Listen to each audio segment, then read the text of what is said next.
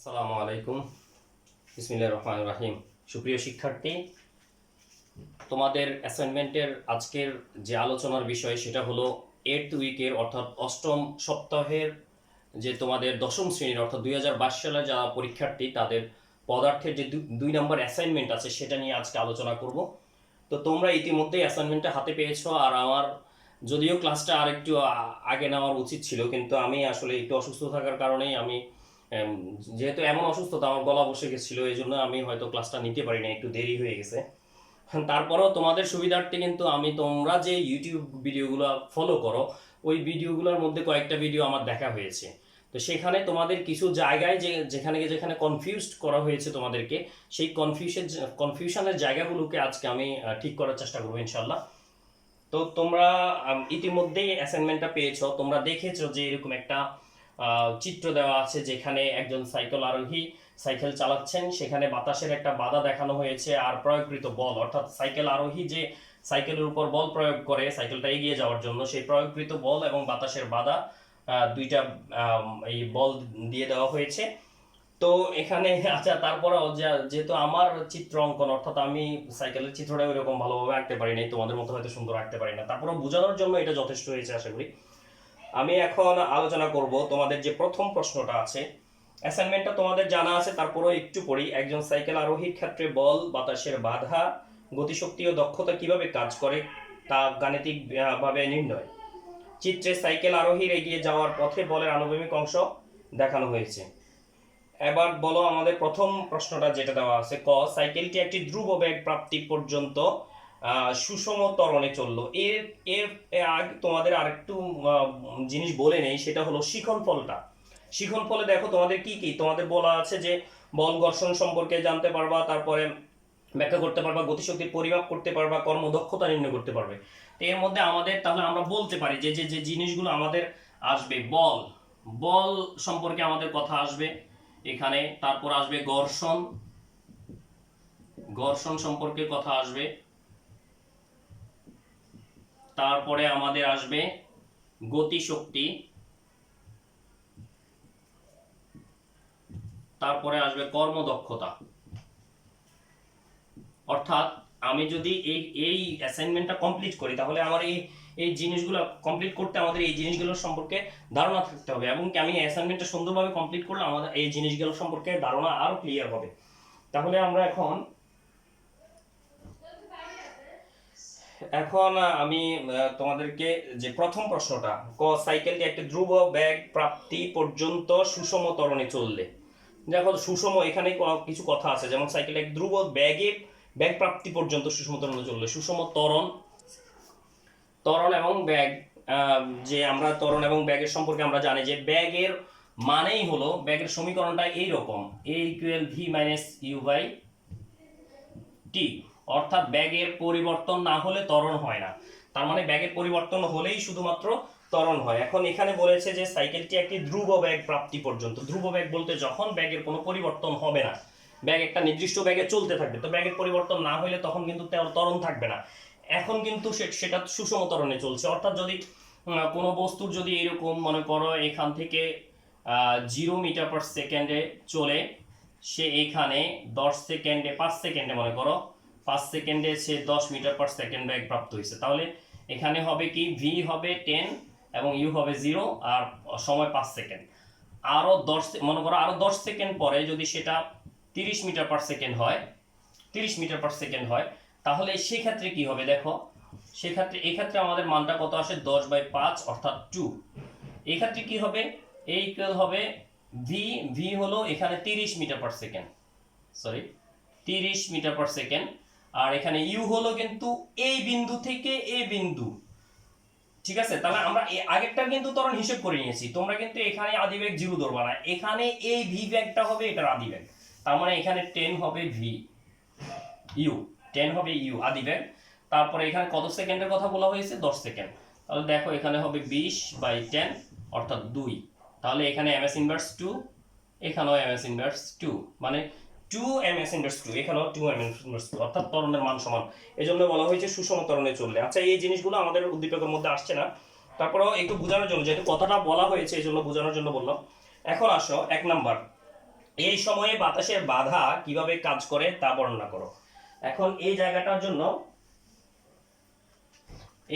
জন্য আমরা যে জিনিসটা তোমাদেরকে ক্লিয়ার করব সেটা হলো, আমাদের বললো যে বাতাসের বাধা কিভাবে কাজ করে। তোমাদের বারবার বলে রাখছি যে আমি, যে তোমরা উদ্দীপকটা ভালোভাবে পড়বে, উদ্দীপকে কি কি বিষয়গুলো নিয়ে কথা বলা হয়েছে সেগুলো ভালোভাবে বুঝবে। তোমাদের পাঠ্য বইয়ে কোন কোন পৃষ্ঠাটা পড়তে বলা হয়েছে সেটাও এখানে দেওয়া আছে। তোমাদের মানে জিনিসগুলো খুবই সহজ করে দেওয়া হয়েছে তোমাদের জন্য। শুধু তোমরা একটু স্টাডি না করে যদি শুধু কারো ক্লাসকে তোমরা যদি ফলো করো তাহলে তোমাদের এটা ভুল বুঝাবুঝি হবে, তোমাদের কনফিউশন অবশ্যই সৃষ্টি হবে। তো এই জন্য তোমরা কারো ক্লাসকেই শুধু একদম আদর্শ ধরবা না, তোমরা অবশ্যই স্টাডি করবা। যে অধ্যায়গুলোর কথা, যে অধ্যায়ের কথা বলা হয়েছে, যে ইয়ের কথা বলা হয়েছে, অর্থাৎ যে পৃষ্ঠার কথা বলা হয়েছে এই পৃষ্ঠাগুলো অবশ্যই ফলো করবা। এখানে দেখো বলা হয়েছে সাইকেলটি একটি ধ্রুব বেগ প্রাপ্তি পর্যন্ত সুষম ত্বরণে চললে। 1 নম্বর বলা হয়েছে কয়ের 1, এই সময়ে বাতাসের বাধা কিভাবে কাজ করে তা বর্ণনা করো। তাহলে বাতাসের বাধাটা কিভাবে কাজ করে, দেখো আমাদের ঘর্ষণের মধ্যে তোমাদের যে 87 পৃষ্ঠা আছে সেখানে কিন্তু ঘর্ষণ নিয়ে কথা আছে। তো এখানে 87টাই শুধু ফলো করবা এটা না, 87 এ ঘর্ষণের ব্যাপারে কথা আছে, যে ঘর্ষণ কাকে বলে। এরপরে ঘর্ষণের 4টা প্রকার আছে, যেমন স্থিতি, গতি, তারপর আছে আবর্ত ঘর্ষণ, প্রবাহী ঘর্ষণ। প্রকারগুলো পড়তে হবে তোমাকে, না হলে তুমি এই জিনিসটা বুঝবা না বাতাসের বাধাটা। তো দেখো এখানে আমি যে প্রয়োগকৃত প্যাডেল চেপে যে প্রয়োগকৃত বল দেওয়া হয়েছে সেটার বিরুদ্ধে একটা বাধা আছে, বাতাসের বাধা। এখানে কিন্তু আরেকটা বাধা আছে, এই যে আনুভূমিকভাবে আরেকটা বাধা আছে, সেটাও এক ধরনের ঘর্ষণ বাধা। বাতাসের বাধাটাও একটা ঘর্ষণ বাধা, এটাও একটা ঘর্ষণ বাধা। তাহলে এখানে দুই ধরনের ঘর্ষণের কথা বলা হয়েছে। এখানে কয়ের 1, 2 দুইটা প্রশ্নের জন্যই তোমাদেরকে সুন্দর করে জিনিসটা বোঝানো হয়ে যাবে। তাহলে এখানে বাতাসের বাধাও একটা ঘর্ষণ বাধা আছে, আবার এখানে আনুভূমিক বরাবর একটা তোমাদের বাধা আছে, সেটাও একটা ঘর্ষণ বাধা। অর্থাৎ সাইকেলটা যে তল বরাবর চলতেছে ওই তলের সাথে সাইকেলের চাকার একটা ঘর্ষণ আছে, সেই ঘর্ষণটা। তো আমরা এখানে বাতাসের বাধাটা কিভাবে লিখবো আমরা আসলে, এই সময় বাতাসের বাধাটা কিভাবে কাজ করে তা বর্ণনা করা হলো। দেখো এই যে আমি যে এখানে প্রয়োগকৃত বলটা আমার, যে এটাকে আমি যদি F বল ধরি অথবা F1ই ধরলাম, তাহলে বাতাসের বাধাটা যদি F2 হয় তাহলে এই বাতাসের বাধাটা আসলে কি? আসলে বাতাসের বাধাটা হলো এক ধরনের ঘর্ষণ। যেমন আমরা বলি যে প্রবাহী ঘর্ষণটা তুমি যদি সংজ্ঞায়িত করো তাহলে এরকম, যে কোনো তরল এবং বায়বীয় পদার্থের মধ্য দিয়ে যদি কোনো বস্তু যায় তাহলে যে ঘর্ষণ, যে বাধার সৃষ্টি হয়, তাহলে সেটাই হলো তার প্রবাহী ঘর্ষণ। এখন এখানে যদি আমরা এই তলের ঘর্ষণটাকে যদি আমরা আমলে না আনি, অর্থাৎ উজ্জ থাকে, যদি আমাদের কয়ের 1 নম্বর প্রশ্নের জন্য যদি এই ঘর্ষণটা উজ্জ থাকে, আমরা এটাকে যদি ধারণায় না আনি, অর্থাৎ এটাকে আমি বিবেচনা না করলাম, তাহলে আমাদের এখানে ঘর্ষণ বাধা হলো বাতাসের বাধা। এখানে কিন্তু বিপরীতমুখী একটা বাধা আছে অবশ্যই আমার। তাহলে এখানে দুইটা ঘর্ষণ বল কিন্তু আমাকে বাধা দিচ্ছে, একটা হলো প্রবাহী ঘর্ষণ বল, আর আণবিক বরাবর যেটা আছে এটা তো আবর্ত ঘর্ষণ বল। আচ্ছা, এটা বুঝাচ্ছি তোমাদেরকে। তো প্রবাহী ঘর্ষণ বল তোমরা এটাকে কিভাবে লিখবা, মানে কয়ের ক নং প্রশ্নের উত্তর লিখে এটা 1 দিবা, কয়ের 1 দিয়ে এরকম করবা। তো এটা লিখবা কিভাবে, এটা লেখার একটা তোমাদেরকে সুন্দর উপায় বলে রাখি। তোমরা প্রথমে এই আবর্ত ঘর্ষণের সংজ্ঞাটা দিতে পারো, প্রবাহী ঘর্ষণের সংজ্ঞাটা দিতে পারো, যে কোনো তরল এবং বায়বীয় পদার্থের মধ্যে দিয়ে কোনো বস্তু চললে, তো চলার পথে যে বাধাটা পায় সেটা হলো তার কি, তার এই যে চলার পথের যে বাধাটা সেটাই হলো তার কি, প্রবাহী ঘর্ষণ। তাহলে এই প্রবাহী ঘর্ষণের সংজ্ঞাটা দিতে পারো, দেওয়ার পর তুমি বলতে পারো যে যেহেতু সাইকেলের প্যাডেল চাপার ফলে প্রয়োগকৃত একটা বলে সাইকেলটা গতিশীল হচ্ছে, সেহেতু তোমরা দেখো আমি 1 নম্বর প্রশ্নটা সাজিয়ে দিচ্ছি, যেহেতু সাইকেলের প্যাডেলের প্রয়োগকৃত বলের ফলে সাইকেলটার গতি বাড়ছে, অর্থাৎ এগিয়ে যাচ্ছে, তা কিন্তু পুরোপুরি প্রয়োগকৃত বলটাই কিন্তু আমার কার্যকর হচ্ছে না। তুমি এভাবেই লিখবা, ঠিক পুরোপুরি প্রয়োগকৃত বলটা কার্যকর হচ্ছে না কারণ বাতাসের বাধার কারণে, আর এখানে বাতাসের বাধাটা তোমার আমাদের প্রবাহী ঘর্ষণ হিসেবে কাজ করেছে। তাহলে তুমি লিখবা সুতরাং আমরা বলতে পারি যে এখানে বাতাসের বাধাটা প্রবাহী ঘর্ষণ হিসেবে কাজ করার কারণে আমরা কি পুরোপুরি যে বলে আমরা সাইকেলটাকে চালাচ্ছি সেই বলটা আমরা পাচ্ছি না, অর্থাৎ সেই বলে এগিয়ে যাচ্ছে না বা গতিশীল হচ্ছে না। তাহলে সেটাই লিখতে পারো। এরপরে আরেকটা পয়েন্ট, অর্থাৎ একটা লাইন লিখে দিতে পারো যে এখানে তোমার প্রয়োগকৃত বল যত বেশি হবে তুমি এটা নিশ্চিত থাকতে পারো, এবং কি এটা তুমি দেখেই বুঝতে পারো যে তুমি সাইকেল চালালে তোমার প্রয়োগকৃত বল বেশি হবে না বাতাসের বাধা বেশি হবে। অবশ্যই বাতাসের বাধা কম হবে তোমার প্রয়োগকৃত বলের চাইতে, কারণ বাতাসের বাধা যদি বেশি হয় তাহলে তোমার সাইকেল কখনোই এগোবে না, বরঞ্চ পিছিয়ে যাবে। তো এই জন্য বাতাসের বাধা বাড়তে পারে, কিন্তু কার সাপেক্ষে কম হবে? তোমার প্রয়োগকৃত বলের সাপেক্ষে কম হবে। মনে করো তোমার এখন যদি তোমার প্রয়োগকৃত বলটা 20 নিউটন থাকে, আর যদি বাতাসের বাধাটা 5 নিউটন থাকে, তাহলে তুমি 15 নিউটন বল প্রয়োগ করতে পারতেছো। কার্যকরী বল তোমার মানে লব্ধি বল বলতে পারো, লব্ধি বলটা তোমার কিন্তু 15 নিউটন। এখন বাতাসের বাধাটা যদি 10 নিউটন হয়ে যায়, তাহলে তোমার গতিটা আরো বাড়াতে হবে, কারণ এখন বাধার বিরুদ্ধে তোমাকে কাজ করতে হচ্ছে। তাহলে 10 নিউটন হলেও কিন্তু তুমি যদি 20 নিউটনে চলো, তোমার হয়তো গতি লব্ধি বলটা কমে যাবে, কিন্তু তুমি তো ঠিকই বোঝাচ্ছ। অর্থাৎ কি, তোমার প্রয়োগকৃত বলটা সবসময় বেশি থাকছে। তাহলে তুমি একটা কথা লাস্টে লিখতে পারো যে সংঘর্ষ, এটা তো লিখলে যে প্রবাহী ঘর্ষণের ফলে বাতাসের বাধাটা প্রবাহী ঘর্ষণ হিসেবে কাজ করার ফলে আমার গতির পথে কি বাধার সৃষ্টি করে। তারপর তুমি বলতে পারো যে অর্থাৎ আমাদের প্রয়োগকৃত বল যত বেশি হবে, বাতাসের আমার সাইকেলের গতিটা তত বৃদ্ধি পাবে। তাহলে ক নাম্বার প্রশ্নে, ক এর 1 নাম্বার প্রশ্নটা তোমাদের ক্লিয়ার হয়ে গেল। তারপরে আসছি আমাদের 2 নাম্বার কোশ্চেনের মধ্যে। 2 নম্বরে বলা আছে সাইকেলটির গতি বাড়ানোর সময় আনুভূমিক বলদ্বয় তুলনা করো। দেখো, তোমাদেরকে আমি বারবার বলি যে তোমাদেরকে যে মূল্যায়ন নির্দেশনা দেওয়া আছে, তোমাদের যে মূল্যায়ন নির্দেশনা দেওয়া আছে, এই মূল্যায়ন নির্দেশনার মধ্যে বলা আছে তোমাদের উত্তরটাকে আমরা কিভাবে নেব। অর্থাৎ উত্তর গ্রহণযোগ্য না হলে কত পাবা, বলদ্বয়ের নাম লিখতে পারলে 1 পাবা, উত্তর গ্রহণযোগ্য হলে 2 পাবা। দেখো, তাহলে 2 নাম্বারের জন্য কিন্তু তুমি তোমার 2 নাম্বারের জন্য কিন্তু তুমি এই যে আনুভূমিক যে বলদ্বয়, এই বলদ্বয়ের নাম লিখতে পারলে তুমি 1 পাবা। এর নাম না লিখে যদি তুমি অযথা কিছু বর্ণনা ব্যাখ্যা দাও, তাহলে কিন্তু তোমার এটাকে গ্র্যান্টেড করা হবে না। আসলে এটা যৌক্তিকের মধ্যেই তুমি নাম্বার না পাওয়ার যোগ্য।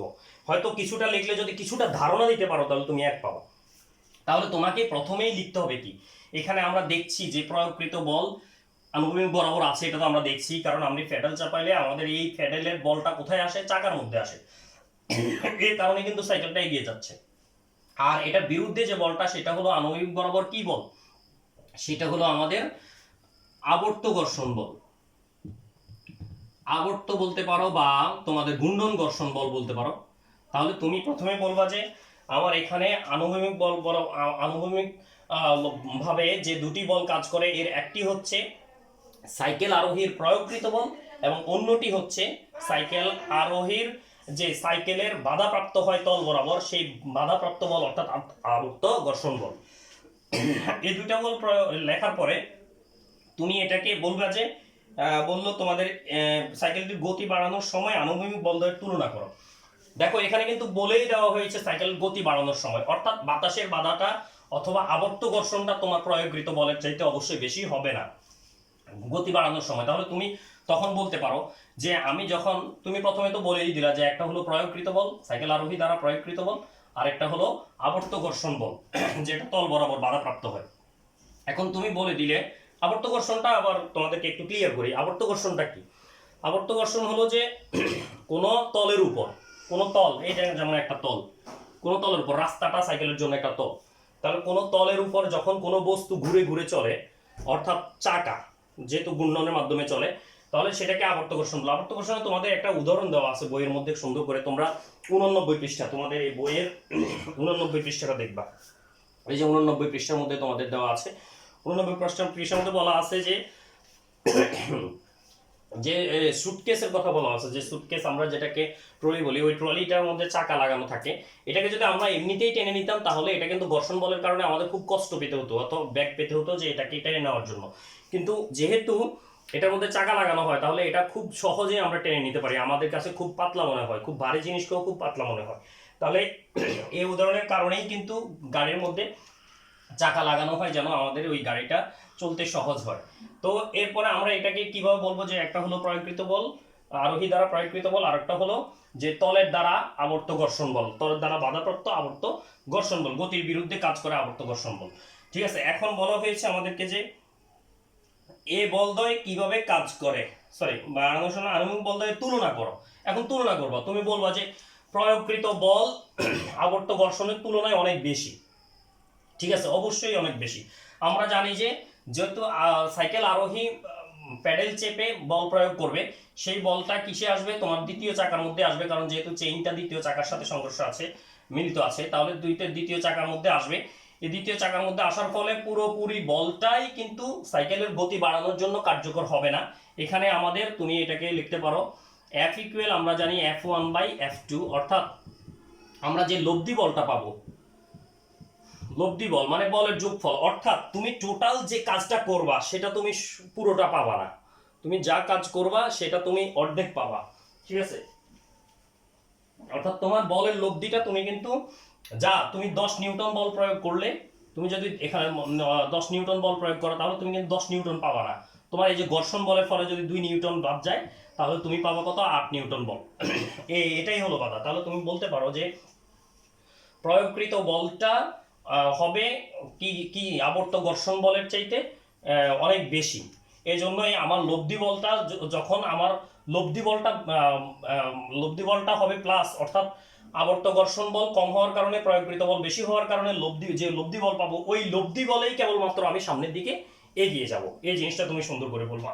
তাহলে দেখো আমাদের কয়ের 2 নম্বর প্রশ্নটা আসছে। তাহলে আমাদের দেখো দুইটা বলের কথা বলা হয়েছে, ওই দুইটা বল আমরা সুন্দর করে লিখতে পেরেছি এবং নিজের মতো করে আমরা বর্ণনা দিতে পেরেছি। এখন আমরা যেটা আসবো সেটা হলো খ নম্বরটা দেওয়া আছে আমাদের সাইকেল এবং সাইকেল আরোহীর মোট ভর 75 কেজি। কোনো এক মুহূর্তে সাইকেলের গতিবেগ 4 মিটার পার সেকেন্ড, আরোহীর প্রয়োগকৃত বল 30 নিউটন এবং বাতাসের বাধা 20 নিউটন নির্ণয় করো। আচ্ছা, তাহলে আমরা জিনিসগুলো লিখি। আমাদের দেওয়া আছে সাইকেল ও আরোহীর বেগ, সাইকেল ও আরোহীর ভর দেওয়া আছে 75 কেজি, ঠিক আছে? তারপরে দেওয়া আছে কি মোটরসাইকেলের গতিবেগ, যে কোনো মোটরসাইকেলের গতিবেগ দেওয়া আছে, গতিবেগ। আচ্ছা, ভর m সমান দেই m ইকুয়াল গতিবেগ v ইকুয়াল কত আমাদের দেওয়া আছে 4 মিটার পার সেকেন্ড। এখন এখানে দেখো আরোহী প্রয়োগকৃত বল 30 নিউটন এবং বাতাসের বাধা 20 নিউটন। তাহলে আরোহী প্রয়োগকৃত বল যদি আমরা F1 ধরি তাহলে 30 নিউটন আর বাতাসের বাধা 20 নিউটন। বাতাসের বাধা আরোহী প্রয়োগকৃত বল তোমরা লিখবা, আমি পুরোপুরি লিখি নাই। তারপরে এটা লিখবা বাতাসের বাধা, বাতাসের বাধা F2 সমান হয়েছে 20 নিউটন, ঠিক আছে?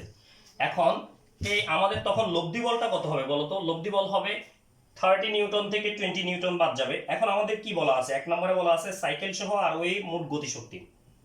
তাহলে ক্ষয়ের একে বলা আছে সাইকেল সহ আরোহীর মোট গতিশক্তি। আমরা জানি, তুমি লিখবা যে সাইকেল সহ আরোহীর গতিশক্তি, আমি তো শুধু গতিশক্তি লিখতেছি, গতিশক্তিকে ই কে দ্বারা প্রকাশ করে বা টি দ্বারাও প্রকাশ করে। ই কে ইকুয়াল আমরা জানি half M V square, half M V square. তাহলে এখানে দেখো হাফ ইন্টু ভর কত আমাদের 75 ইন্টু ভি স্কয়ার সমান কত 4 স্কয়ার সমান হাফ ইন্টু 75 ইন্টু 16, 8 দ্বারা 75 ইন্টু 8 হবে কত? 600 জুল হবে। যেহেতু গতিশক্তির একক শক্তির একক জুল, সেহেতু আমরা গতিশক্তি লিখব। তাহলে এবার দেখো এটা খুবই সহজ, এই গতিশক্তিটা খুবই সহজ নির্ণয় করা। এখন আমাদের দ্বিতীয় যেটা বলা আছে, দ্বিতীয় প্রশ্নের মধ্যে ক্ষয়ের 2 এর মধ্যে বলা আছে যে সাইকেল সহ আরোহী ত্বরণ কত। তাহলে আমাদের ত্বরণ করতে বলছে না, আমরা জানি ত্বরণ এ সমান, আচ্ছা আমরা ত্বরণ এ সমান বের করবো পরে, আগে আমরা জানি যে এফ ইকুয়াল কি এম এ। এখন এখানে কি আমাদের এফ পাওয়া গেছে? পাই নাই আমরা। এই এফটা মানে হইল লব্ধি এফ, লব্ধি বল, লব্ধি এফ। এখন এই লব্ধি বলটা পেতে হলে আমাদেরকে কি করতে হবে? আমরা জানি এখানে এফ হবে কি F1 অর্থাৎ প্রয়োগকৃত বল মাইনাস আমার বাধা প্রদান করে বল, যে বাধাটা আমি পাবো, তাহলে বাতাসের যে বাধাটা F2। তাহলে এখানে প্রয়োগকৃত বল 30 নিউটন এবং বাতাসের বাধা 20 নিউটন সমান হলো কত? 10 নিউটন। তাহলে আমি লব্ধি বল পেলাম 10 নিউটন। আমাদের ভর দেওয়া আছে কত? 75 কেজি। তাহলে আমি এখানে ত্বরণ সমান কি হবে? এ সমান হবে F/m। তাহলে আমাদের বল হলো 10 নিউটন এবং ভর হলো কত? 75। এটা নির্ণয় করলে আমি একটু ক্যালকুলেটরটা ইউজ করি। আমরা যদি 10 ভাগ যদি আমরা 75 দেই তাহলে হবে 0.1333 ডট ডট ডট, মানে অর্থাৎ 3 আসতেছে। তাহলে তুমি 0.133 পর্যন্ত নিলেই হবে। তাহলে এটা হবে আমাদের এমএস ইনভার্স 2, এটা হবে তরল।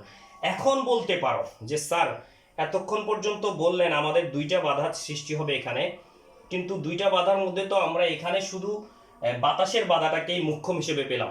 তোমাদের একটা কোশ্চেন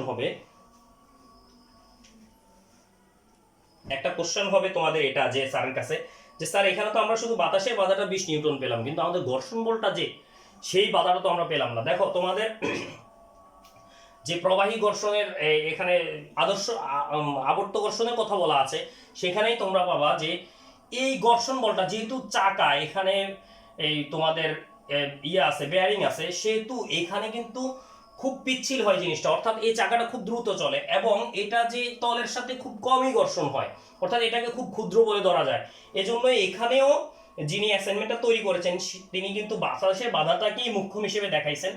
এই যে আবর্ত ঘর্ষণের যে বাধা, আবর্ত ঘর্ষণ বলের যে বাধাটা, সেটাকে খুব মুখ্য হিসেবে দেখান নাই। তাহলে তুমি এই জন্যই কিন্তু এখানে তোমার লব্ধি বলটা শুধু তুমি বাতাসের বাধা এবং প্রয়োগকৃত বল দ্বারা হিসেব করলে হয়ে যাচ্ছে। তাহলে এটাও তোমাদের ক্লিয়ার করা হলো। এখন আসো তোমাদের যে গ নাম্বারে বলা আছে, তবে গ নাম্বারের ক্ষেত্রে আরেকটা চিত্র দেওয়া আছে তোমাদের। চিত্রটা হলো এরকম, দেখো তোমাদের গ নাম্বার প্রশ্নের জন্য যে চিত্রটা দেওয়া আছে সেই চিত্রটা এরকম। সেখানে বলা আছে যে সাইকেলটি চলার সাথে সাথে প্যাডেল থেকে পিছনের দিকে চাকাতে শক্তি সঞ্চারিত হয়। এই পিছনের চাকাতে শক্তি সঞ্চারিত হয়, সেই প্যাডেলের শক্তি ইনপুটের সাথে কি ঘটে তা দেখানো হলো। এই চিত্রের মধ্যে তা দেখানো হলো ইনপুটের সাথে কি ঘটে।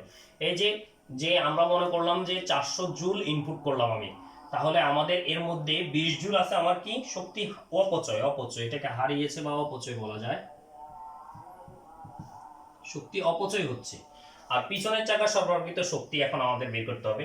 তাহলে এটা তোমরা সহজে বলতে পারো যে 400 জুল ইনপুট যেহেতু হয়, এর মধ্যে অপচয় হচ্ছে 20 জুল, তাহলে পিছনের চাকায় সরবরাহিত, এই যে আমি প্যাডেল চেপে আমি যে সামনের দিকে সাইকেলটাকে এগিয়ে নিচ্ছি, এই প্যাডেল থেকে যে এই চেইনের মাধ্যমে এই দ্বিতীয় চাকার মধ্যে আসছে শক্তিটা, এই শক্তিটা পুরোপুরি শক্তি আসছে না, কিছু অপচয় হচ্ছে। কিভাবে অপচয় হচ্ছে? কিছু মনে করো তাপ শক্তি হিসেবে অপচয় হচ্ছে, যেহেতু এটা চাকাটা ঘোরানোর ফলে এখানে একটা তাপের সৃষ্টি হচ্ছে, কিছুটা গরম হচ্ছে জিনিসটা, এটার জন্য তাপ শক্তি হিসেবে এটা অপচয় হচ্ছে। আবার কিছুটা শব্দ শক্তি হিসেবে, তোমরা সাইকেল চালালে তুমি দেখো যে একটা শব্দ হয়, শব্দ শক্তি হিসেবে অপচয় হচ্ছে।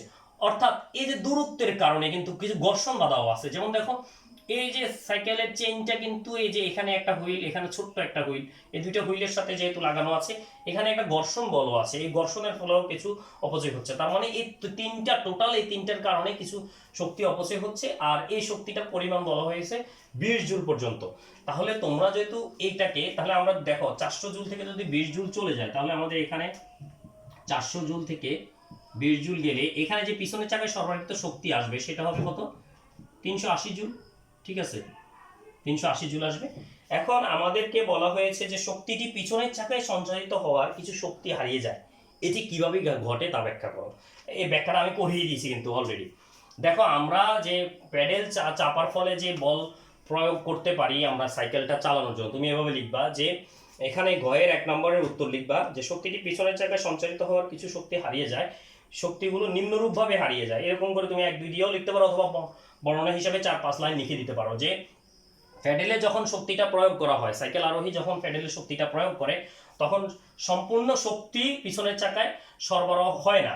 কারণ এখানে যে প্যাডেলের সাথে যে হুইলটা আছে, সেখানে চাকাটা আছে, হুইল মানে চাকা, এই চাকা এবং যে ইয়ের সাথে ছোট পিছনের চাকার সাথে যে চাকাটা আছে, ছোট চাকাটা, এগুলোর চেইনের সাথে ঘর্ষণের ফলে একটা কি হয়, শক্তি হারায় এবং কিছু শক্তি তাপ উৎপন্ন করে। এই যে ঘূর্ণনের ফলে একটা তাপ উৎপন্ন করে। ঠিক আছে, আমরা যেমন দেখো যে টারবাইনের দিয়ে আমরা কিন্তু তাপ শক্তি থেকে বিদ্যুৎ শক্তি, জলবিদ্যুৎও কিন্তু আমরা বিদ্যুৎ শক্তি উৎপন্ন করতে পারি। পরে বাতাসের মাধ্যমে আমরা টারবাইন ঘুরিয়ে আমরা বায়ু শক্তি উৎপন্ন করতে পারি। তো এখানে এই ঘূর্ণনের ফলে একটা তাপ শক্তি উৎপন্ন হয়। এই তাপ শক্তি উৎপন্ন হওয়ার ফলে এখানে কিছু শক্তি তাপ শক্তি হিসেবে চলে যায়, হারিয়ে যায় বা অপচয় হয়। তারপরে কিছু শক্তি শব্দ শক্তি হিসেবে, যেহেতু সাইকেলের প্যাডেলে এটা চাপার ফলে কিছু কিন্তু সবচেয়ে বেশি যায়, তার মানে কি তাপ শক্তি হিসেবে যায়, শব্দ শক্তি হিসেবে যায়, এবং কিছু শক্তি কিন্তু ঘর্ষণ বল হিসেবে অপচয় হয়। তাহলে আমরা বলতে পারবো যে এখানে শক্তিটি পিছনের চাপে সঞ্চারিত হওয়ার কিছু শক্তি হারিয়ে যায়। এই হারিয়ে যাওয়া শক্তিটা প্রধানত তাপ শক্তি, শব্দ শক্তি এবং গতিশক্তি, ঘর্ষণ বল শক্তি হিসেবে হারিয়ে যায়, ঠিক আছে, অপচয় হয়। তাহলে এই তিনটা বল তোমরা শুধু আমার মতো করে 3 লাইনে বলবা না, তোমরা 3টা পয়েন্ট দিবা, অথবা বর্ণনার মধ্যে এই 3টা শক্তিকে করে এক লাইন করে লিখবা। তাহলে এটাতে তুমি 2 নাম্বার ক্যারি করতে পারবো অবশ্যই। তারপর তুমি দেখো প্যাডেল থেকে পিছনের চাকাতে শক্তি প্রেরণে সাইকেলের দক্ষতা নির্ণয় করো। তাহলে আমরা জানি দক্ষতা, যে কোনো যান্ত্রিক শক্তির বেলায় আমরা দক্ষতার কথা জানি। যেমন একটা মোটর, তোমাদের ঘরের মধ্যে তো তোমাদের পানি উঠানোর জন্য মোটর আছে, তো ওই মোটরের যে শক্তিটা, তুমি যে শক্তিটা ইনপুট দিচ্ছ, তুমি পুরো শক্তিটা কিন্তু পাচ্ছ না। তুমি যে শক্তিটা ইনপুট দিবা, মোটরের যে ঘূর্ণনের ফলে কিছু শক্তি এখানে অপচয় হয়, শব্দ শক্তি হয়, তারপর তাপ শক্তি হয়, এগুলোর অপচয়ের ফলে বাকি শক্তিটা যেটা কার্যকর শক্তি। তাহলে আমরা এখানে যে কোনো যান্ত্রিক শক্তির দক্ষতাকে ইটা দ্বারা প্রকাশ করে, এটা দিতেও পারো, অথবা শুধু দক্ষতা লিখলেও হবে। তাহলে লিখতে হবে যে এক হলো লব্য কার্যকর শক্তি, লব্য কার্যকর শক্তি,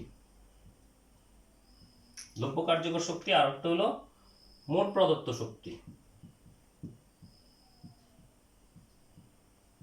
এখানে লব্য কার্যকর শক্তি বলতে পারো বা কাজের পরিমাণ বলতে পারো, অর্থাৎ তুমি কতটুকু কাজ পেলে, তুমি ইনপুট করছো এতটুকু, অর্থাৎ মোট প্রদত্ত শক্তি দিয়েছো এতটুকু, অর্থাৎ 400 জুল তুমি মোট প্রদত্ত শক্তি দিয়েছো। তাহলে তুমি এখানে সাইড নোটে লিখবা যে মোট প্রদত্ত শক্তি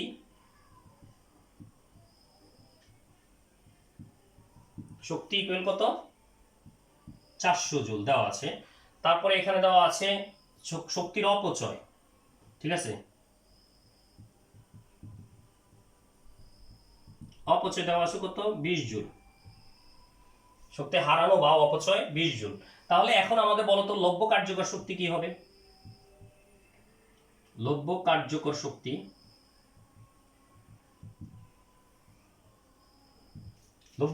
শক্তি হবে মোট প্রদত্ত শক্তি মাইনাস অপচয় শক্তি বা হারানো শক্তি। শক্তির অপচয় লিখলে সুন্দর হয়, শক্তির অপচয় বা হারানো শক্তিও লিখতে পারো,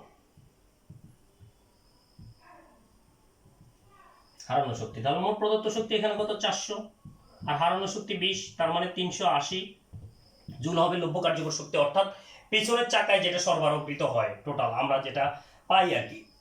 তাহলে এখানে আমরা সরাসরি লিখতে পারি 380, আচ্ছা, ইনটু 100%, যেহেতু দক্ষতাকে শতকরা হিসেবে হিসাব করা হয়, এই জন্য 100%টা গুণ করা হয়, মানে দক্ষতার নির্ণয় সূত্রই এটা, ঠিক আছে। তাহলে 380 বাই মোট প্রদত্ত শক্তি হলো 400 ইনটু হলো 100%। তো এটাকে যদি ক্যালকুলেশন করি,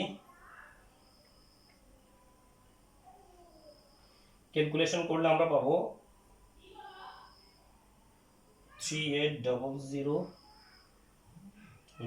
ভাগ 400, 95, তার মানে 95%।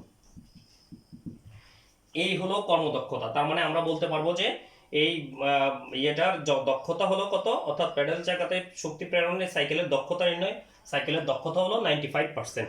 অর্থাৎ আমি যতটুক দেব এর চাইতে আমি 95% পাবো, 100 দিলে আমি 95 পাবো, 5% আমার অপচয় হবে। তাহলে দেখো তোমাদেরকে বারবার বলি অ্যাসাইনমেন্টের ক্ষেত্রে যে